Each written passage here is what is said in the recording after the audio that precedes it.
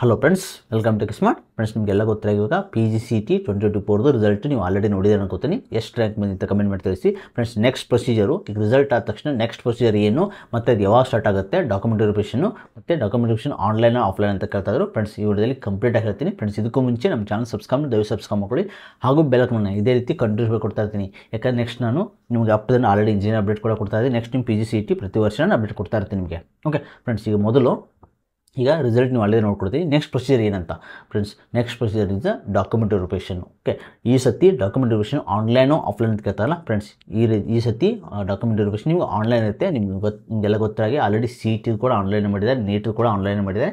So ಇದನ್ನು ಕೂಡ online verification ಮಾಡ್ತಾ ಇದ್ದಾರೆ. ಓಕೆ, ಆಫ್ಲೈನ್ ಕೆಲವೊಂದು ಕ್ಲಾಸ್ಗಷ್ಟೇ ಆಫ್ಲೈನ್ ವೆರಿಫಿಕೇಷನ್ ಕರೆದಿರ್ತಾರೆ. ಲಾಸ್ಟು ಅದೇ ರೀತಿ ಮಾಡಿದರು. ಕ್ಲಾಸ್ A ಯಾರು ಬರ್ತಿರಲ್ಲ, ಓಕೆ, ಅಂದರೆ ನಮ್ಮ ಸ್ಟೇಟ್ ಅವರು ಯಾರು ಬರ್ತಿರಲ್ಲ ಆಲ್ಮೋಸ್ಟ್ ಅವ್ರಿಗೆ ಆನ್ಲೈನ್ ಡಾಕ್ಯುಮೆಂಟ್ ವೆರಿಫಿಕೇಷನು ಆನ್ಲೈನೇ ಬರುತ್ತೆ. ಯಾಕಂದ್ರೆ ನಿಮ್ಮದೆಲ್ಲ ಆಟೋಮೆಟಿಕ್ ವೆರಿಫೈ ಮಾಡ್ತಾರೆ. ಫಾರ್ ಎಕ್ಸಾಂಪಲ್ ನಿಮ್ಮದು income and caste certificate RD ನಂಬರಿಂದಲೇ ವೆರಿಫೈ ಮಾಡ್ತಾರೆ. ಓಕೆ, ನಿಮ್ಮ ಸ್ಟಡಿ ಸರ್ಟಿಫಿಕೇಟ್ಸ್ ಎಲ್ಲ BO ಆಫೀಸಿಂದಲೇ ವೆರಿಫೈ ಮಾಡ್ತಾರೆ. ನೀವು ಅಪ್ಲೋಡ್ ಮಾಡೋದಷ್ಟೇ.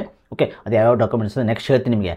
ಆದರೆ ಯಾವಾಗ ಸ್ಟಾರ್ಟ್ ಆಗೋದು ಕೇಳ್ತಾ ಇದ್ದಾರಲ್ಲ friends, document verification usually result ಬಿಟ್ಟು 10 to 15 ಡೇಸಲ್ಲಿ ಸ್ಟಾರ್ಟ್ ಮಾಡ್ತಾರೆ. ಓಕೆ, ನಿಮ್ಮದು ಅವಾಗಲೇ ಸ್ಟಾರ್ಟ್ ಮಾಡ್ತಾರೆ. ಯಾಕಂದರೆ ಈಗ ನೆಕ್ಸ್ಟ್ ಪ್ರೊಸೆಸ್ಸು ಬೇಗ ಮಾಡಬೇಕು ಅವರು. ಯಾಕಂದರೆ ನೆಕ್ಸ್ಟ್ ನಿಮ್ಮ ಕಾಲೇಜ್ ಸ್ಟಾರ್ಟ್ ಆಗುತ್ತೆ, ಅಷ್ಟರೊಳಗಡೆ ಎಲ್ಲ ಮುಗಿಸ್ಬೇಕು.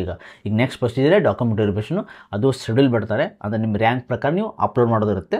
ರಿಜಿಸ್ಟ್ರೇಷನು ಆನ್ಲೈನ್ ಅಪ್ಲಿಕೇಶನ್ ನೀವು ಆಲ್ರೆಡಿ ಹಾಕಿದಿರಲ್ಲ, ಅದನ್ನೇ ಯೂಸ್ ಮಾಡಿಕೊಂಡು ನೆಕ್ಸ್ಟ್ ಈಗ ಅಪ್ಲೋಡ್ ಮಾಡುತ್ತೆ ಡಾಕ್ಯುಮೆಂಟ್ಸು. ಅಂದರೆ ಯಾವ ಡಾಕ್ಯುಮೆಂಟ್ಸ್ ಅಂತ ನಾನು ನೆಕ್ಸ್ಟ್ ವೀಡಿಯೋ ಮಾಡ್ತೀನಿ ನಿಮಗೆ ಡೀಟೇಲಾಗಿ ಸಪ್ರೇಟಾಗಿ.